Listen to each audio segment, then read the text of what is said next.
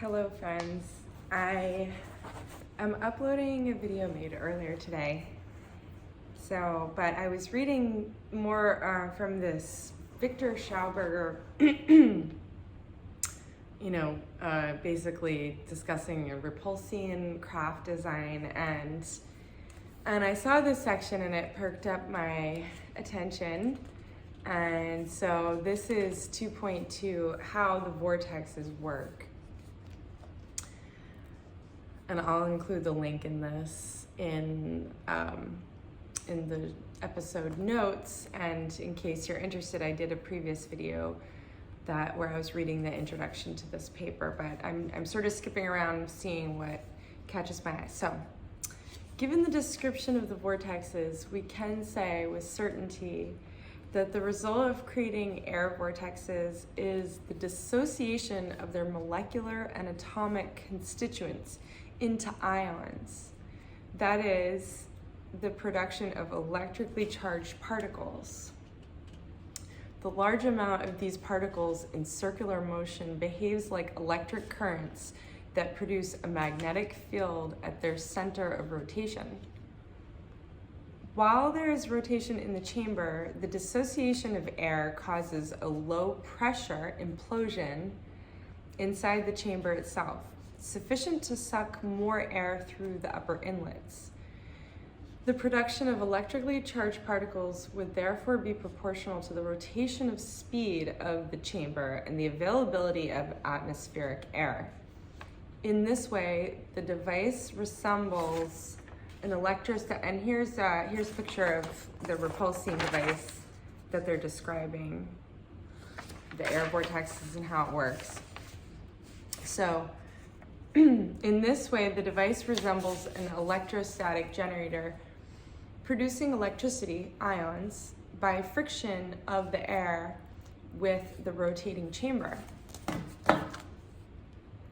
The design of the rotating chamber is intended to facilitate the molecules' fractionation to increase the production of ions because there's a little moth in here, because due to the concentric curves or fins, the air driven by the centrifugal force rubbed much more with the walls of the rotating chamber, reducing its radial velocity, and therefore remained longer inside it being dissociated.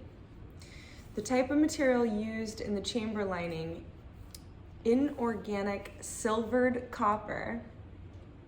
I'm smiling because I've intuited some of these formulas on my own and together with folks once you start learning the building blocks of this sort of thing. And we had said things specifically along those lines. So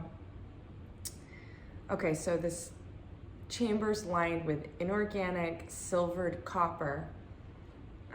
So the type of material used in the chamber lining also contributed to the production of ions since, as it spins with rotation above 10,000 RPMs, the collision of air molecules with the chamber surface causes the fractionation of these molecules as a consequence of the kinetic energy involved in the impacts. The result is a cloud of electric charges that increases in quantity the closer to the periphery, and that reaches the same tangential speed as the chamber. It should be noted that the low pressure of the chamber and the collisions of ions on the surface of the chamber that spins in high rotation dissociate and detach atoms from the material that makes up the chamber. It is known that the surface of materials subjected to low pressures undergoes a disintegration process. So it is expected that there is a dispersion of metallic particles that will add to the atmospheric particles in the creation of a rotating vortex or cyclone inside the chamber. If this cloud of charged particles comes into contact with atmospheric air, as is the case with the Schauberger vortexes, there will be ambient lighting by the corona effect that will identify the origin of the particles by their light spectrum, as described in the chapter The Universal Source of Energy of the book Implosion Instead of Explosion. The following observations may serve as proof that the flying saucers are diamagnetically propelled. As already mentioned in our chapter on diamagnetism, copper is a diamagnetic metal. When the UFOs fly at a relatively low rate of speed, they are surrounded by a light greenish hue. Furthermore, air samples taken from the atmosphere in the regions where, beginning in 1947, the UFOs have frequently been observed, have shown high concentrations of copper particles in very fine dispersion. On the other hand, air samples taken before the appearance of the flying saucers show a complete absence of copper. It is important to emphasize the need to use diamagnetic materials in the rotating chamber because the high rotation of these materials produces a magnetic field in the rotation axis, as we saw in the chapter Magnetic Propulsion Through Mass Rotation in the article EM-G1 or GI propulsion systems. We can understand that the silver layer deposited on the copper surface of the rotating chamber for having a higher hardness and refractive index than copper had the objective of withstanding lower pressures before presenting the disintegration phenomena. So the fact that, okay, silver has a higher hardness than the copper, so it could withstand lower pressures before it started to disintegrate. So copper would have disintegrated faster if it was directly on copper. Thus, the diamagnetism observed by Schauberger was created by the rotation of the electric charges inside the chamber and on the periphery of the device, and also by the rotation of the metallic chamber itself, as both processes result in a circular electric current. This circular electric current creates an intense magnetic field on the rotation axis of the chamber. As these ions return together with the non-dissociated air to the central vortex, they ascend like a tornado and recombine with the incoming new air, multiplying the dissociation effect of the air. With the closed circuit of internal ionized air circulation, fresh air enters only in proportion to the dissociation of air in the rotation chamber. With the creation of a vortex of electric charges and a magnetic field perpendicular to the movement of these charges, there is a separation of electric charges as a consequence of the Lorentz force. And there's an equation here. See if I can hold up the equation. Not that I'm going to be able to explain it to you, but it's right there where my finger is. Did I hold it still enough for you?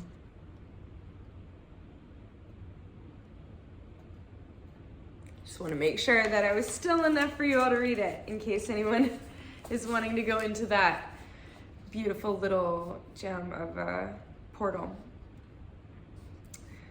The direction of the magnetic field shaped initially is determined by the rotation direction of the chamber, as we can determine it by the right-hand rule used to identify the direction of the magnetic field inside a solenoid.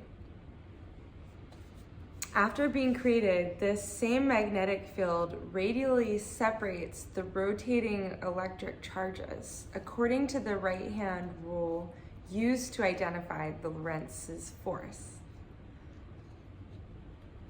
In this way, the negative charges are displaced to the periphery of the chamber and further reinforce the magnetic field, while the positive charges are displaced to the center of the chamber. The accumulation of positive electrical charges in the center and negative at the periphery of the chamber creates an intense radioelectric field capable of further ionizing the air inside the chamber. Experience shows that the simple presence of excess negative charges cools the environment. Implosion. In the case of an electronic cloud rotating inside a chamber, as in the Schauberger disk, the cooling effect would be very high, which could make the material of the chamber superconducting. In this situation, the magnetic field produced would be amplified by a minimum factor of 1,000. We could think that the presence of excess positive charges in the center of the chamber would cause the opposite effect. However, the mobility of electrons within the chamber and around its perimeter is much greater. There are no records regarding this effect. However, it is perfectly acceptable for it to occur. And so he's got a picture here with this repulsine discoid spaceship model and the air flux inside it.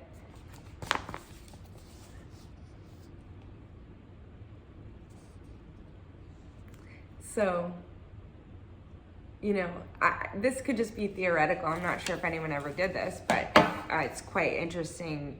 It's, you know, going through Schauberger's principles like this. So, considering that the main objective of the rotating chamber is the ionization of atmospheric air, we can estimate its rotation speed so that this effect occurs taking into account the ionization potentials of the gases that make up the atmospheric air.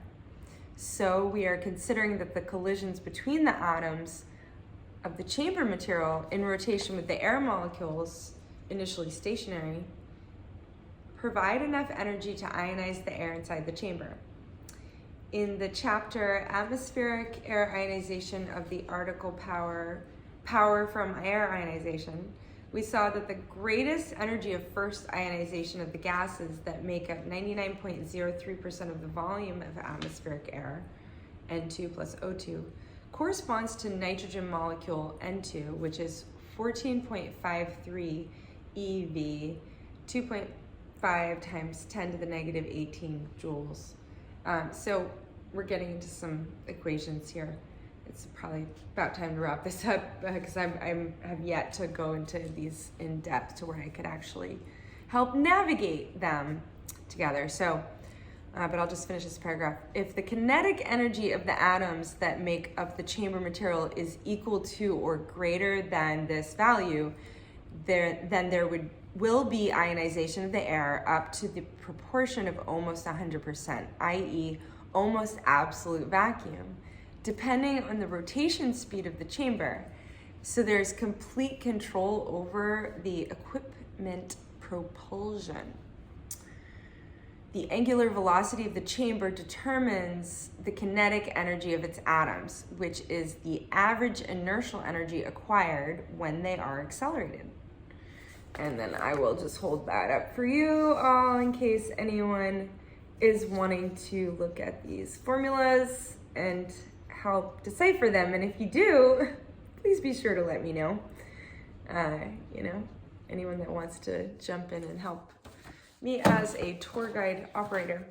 So I'll leave it at that. The other one is hopefully uploading it. This is about the third time I've tried now. It's been an ongoing process for whatever reason for this one video, but I'm gonna get it up and then I'll have this one ready too, because again, this is just so worthwhile and meaningful for me. And I did want to celebrate 107 subscribers because that's another magic number for me. And there was actually a convenience store down the street from one of the houses I lived in Winslow, Maine, and it was called the 107. So, and we still love to go there and like buy candy and like, you know, little penny candy and 10-cent penny and stuff like that, candy.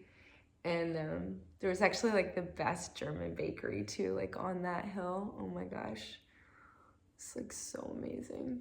So I think we would sometimes stop there on the walk down to the 107 to get, sometimes we would have our mail there. So anyway, it was like a real like local, you know, local spot. And they might have even done sandwiches and stuff. I can't remember.